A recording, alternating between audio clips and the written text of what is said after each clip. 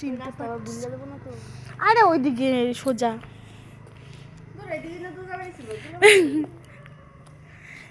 New town Durgabari হারিয়ে ফেলেছি আমরা। রাত্রি কয়টা বাজে এখন দুর্গাবাড়ি খুঁজতেছি? 11টা 9।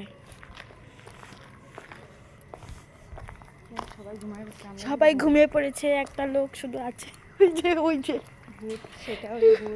সেটা হচ্ছে ভূত। ভাবছে দুটো মেয়ে এখানে কি করছে। এদিকে আবার গলি গলি